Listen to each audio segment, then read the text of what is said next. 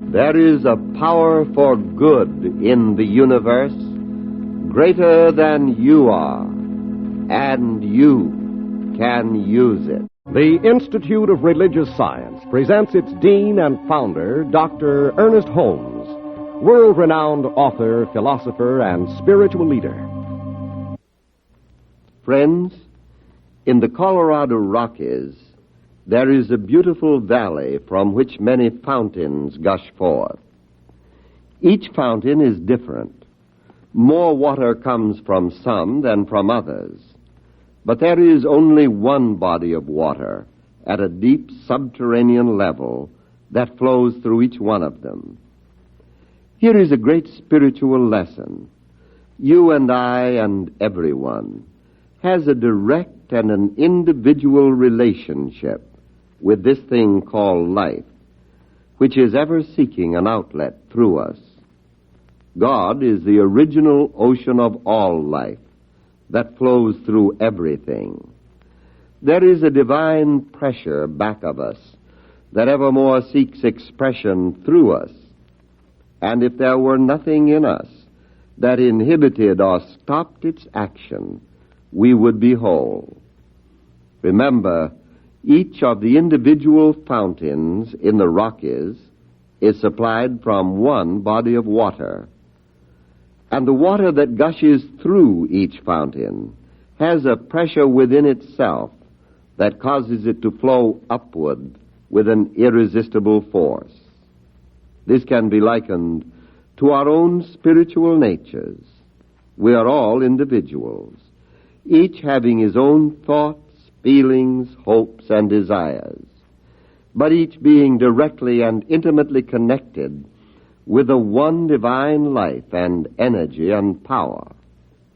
Each of us is a fountain of life, and yet how soon the flow from any fountain stops when something dams it up. Well, it is this way in our own lives. There is a God pressure back of us, a life force that is seeking outlet through us. There are many fountains, many individuals, but only one God pressure back of all. Our problem is not with the ocean of life, nor is it with the pressure that causes this life to flow through us. Our problem is with ourselves. Is our own channel clear, or have we blocked it? One of the most remarkable sayings of Jesus was that he of himself could do nothing. He said, "It is the Father within me. He doeth the works." Could we not say of each individual fountain, way up there in the high Rockies, could we not say that the fountain of itself could do nothing because the fountain is merely an outlet for the pressure back of it? Now let's suppose that we personalize these fountains and give to each one the power to block the flow of water through it. One fountain might say, "Well, I don't know whether there is enough water anyway. I am not certain that I am an outlet for this great ocean of life. I am not even certain that I believe that there is enough pressure in it to keep on flowing. Perhaps it will stop tomorrow." Another fountain might say, "I am so confused over everything, so uncertain, that I have just come to a point where I really don't know what's going to happen anyway."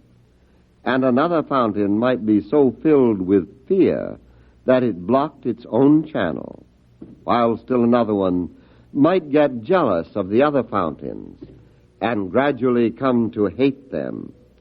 And let's make certain that these mental attitudes of the fountains actually could stop the flow of water through them. Let's make believe that this is true. Wouldn't that be about the way all of us are at times? Don't we become so frustrated with our little thoughts and our fears and doubts that it makes it almost impossible for us to let God flow through us with any joy of life? You see, our problem is never with God, who is the river of all life. Our problem is not with the divine pressure that seeks outlet through us. Our trouble is with ourselves. We are trying to be fountains all on our own, not realizing that each one of us is rooted in God, and that there is a power greater than we are, a pressure against our lives from a divine source, which is self-acting. When Jesus said that a power greater than he was operating through him, he knew exactly what he was talking about. And because Jesus kept the passageway of his thought clear, this mind was able to work through him. Jesus never made any complicated statements. His words were simple and direct. For instance, Jesus said, "There is a peace at the root of your being." You didn't put it there. It was there before ever you were born. And if you'll only stop being confused, this peace will flow through you like a river of life. He said there is a love at the center of everything. And if you stop hating, this love will flow freely through you.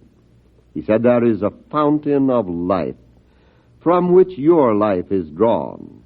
And if you will unstop everything in your mind that congests this fountain, you will be whole. This was the foundation of his whole teaching. Clear your mind of everything that doubts the existence of God. Live as though love were the great reality. Bless everything. And then accept and let. The difficulty we have in accepting the teaching of Jesus is because it is so very simple. Do we really believe that there is one life? That life is God, and that life is our life right now. What we are just beginning to learn is that we have so blocked this life that it seems unwhole and imperfect, for even God must wait our invitation to his presence. Suppose we consider another illustration from nature, and let's think of a great body of water high up in the Sierras. Now it is our desire to use this water to irrigate the valleys and make the desert bloom and produce fruit. We have learned that by a natural pressure within itself, which we call gravitational force, this water will flow from the high mountain tops down into the valley. But there are hills, perhaps there are mountains in the way. In the early days, when they brought water down into Rome, they built long channels around the mountainside. And of course this was done with very great and terrific labor. And then there came a time when someone discovered that water by its own pressure will reach its own level. They discovered that if they would connect a pipe with a high level, they could run the pipe down through the valleys and up over mountains and hills. And provided they never tried to make the water go higher than its own level, they could deliver it anywhere and in complete volume. This was the greatest single discovery ever made in irrigation, and today we couldn't get along without it. But there is something else we should remember about bringing water down from the mountaintop. It makes no difference how large a body of water may be up there. The amount that will flow to any particular spot will always be limited by the size of the pipe through which it flows. If it is a 1-inch pipe, we shall have a 1-inch flow of water. If it is a 10-inch pipe, we shall be able to deliver a 10-inch flow wherever we want to. But in no instance do we force the water down. We don't push it, we don't pull it, nor do we draw it. It always furnishes its own pressure, just as though God were bringing it to us. But suppose someday we go up to open the head gate through which the water flows, and no water comes, what do we then do? Do we sit down and bemoan our fate? Do we lament and beat our breasts and say, "Woe is me"? Or do we say, well, perhaps God doesn't want us to have any water today? Or do we question whether or not the water is withholding itself from us? We know very well that we don't do any of these things. What we do is to realize that somewhere the pipe is blocked. And so we follow it back and discover that perhaps sand has gotten into it, or mud or silt. And we open up the pipe and clear this out. Then we put the pipe together again, and at once the flow resumes. It is time for us to follow the pipeline of our existence back to its source, to find out what blocks it, and to loose it, to free it, that the flow may resume. It is time for us to let God do it. But before God can do it, we must clear our own minds of everything that hinders His doing it. We must keep the pipeline open and clear and let the water of life flow down into our lives. And remembering that anything in our thinking that is unlike our highest concept of good can clog the pipe. We must look to ourselves, and we must be very honest. If we find anything in our thinking that denies life, let us clear it away. We can stop being afraid if we want to. We can stop having resentments. We can stop all unkindness and winnow out every doubt and gain faith through the simple practice of learning to believe. And here is right where faith and patience and being willing to try and keep on trying must be used. Anyone can say to himself every day, "I am a fountain of life, and the living waters of God flow through me."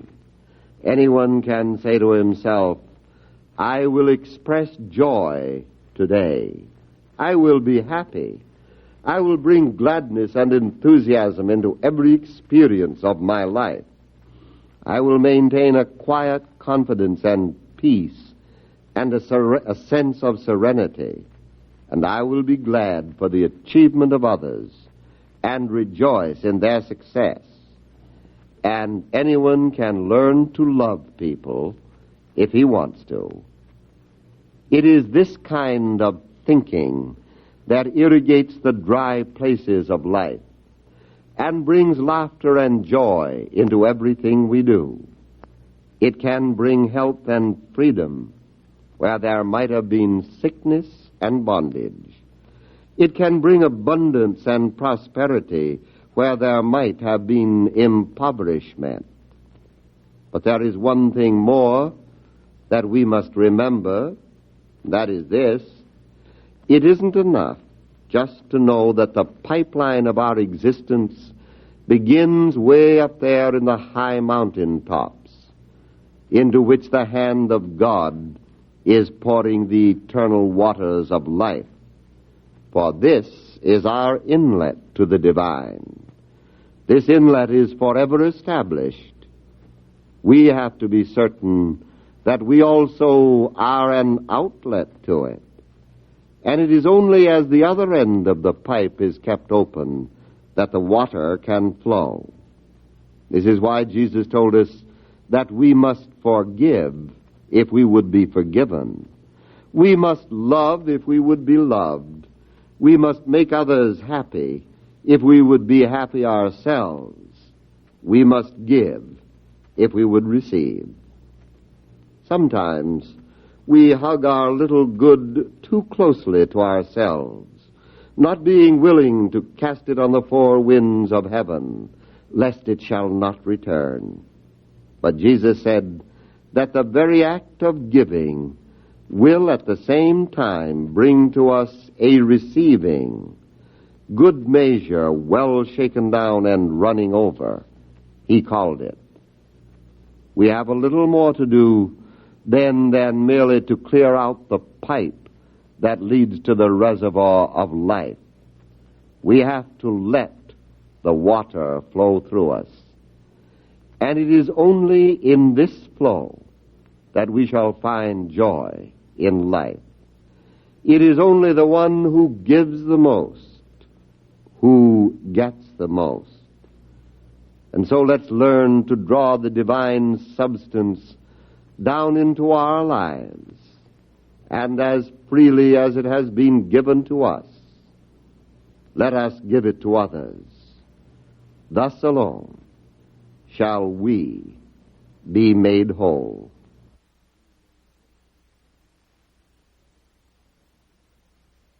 Friends, if I had time to read paragraphs from the thousands of letters that come to us every month, I think you would get the thrill of your lives. I know that we who have the privilege of reading them do. But of course, it is impossible for such a great volume of mail to be sent around for everyone to read. The thing that interests me the most of all is the great note of faith and hope that runs through these letters. As one writer has said, and so truthfully, if people will only read and take heed, there should be a tremendous amount of spiritual awakening from the lessons you are sending out. And I thank you from the depths of my soul. Why should we think that these results are remarkable? We don't think it is strange that a chicken can come out of an egg, or that an oak tree can come out of an acorn, all through an invisible process of nature, which you and I know nothing about whatsoever. But we have complete faith in it, because we know it works.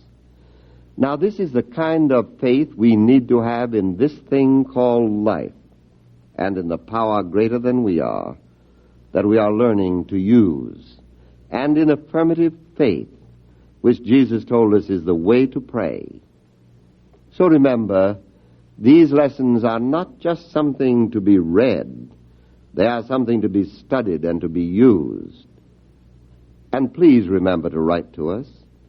We want to hear from you.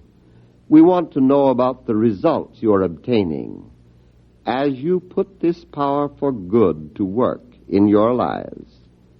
We want to know that you are joining with us joyfully in this great radio ministry. We confidently await your letters for this week. And so in this spirit of joy and confidence, let us take as the thought for our meditation today these words from Isaiah.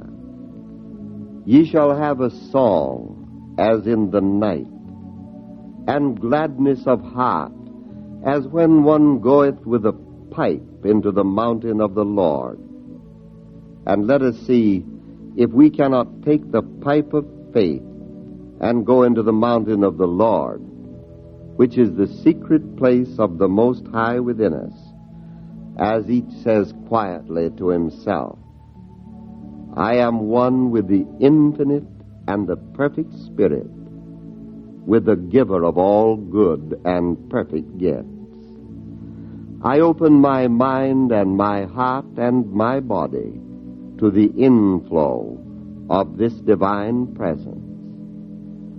My conscious acceptance of the fullness of the presence of God through joy and love flows out to bless those whom I would help, those with whom I would share this inner joy. And I decree that whomsoever I would bring into the scope of my thought is now blessed and healed through the presence of good which is within. The radiance of joy is in my own heart, and it brings happiness into the lives of those around me. The abundance that prospers me is that which supplies everyone with the good things of life. the light that warms the center of my being, so shines forth that all may find guidance and warmth and comfort in its rays. This is the light that lighteth every man that cometh into this world. This is the fount from which springs the living waters of all life. There is a power for good in the universe greater than you are, and you can use it.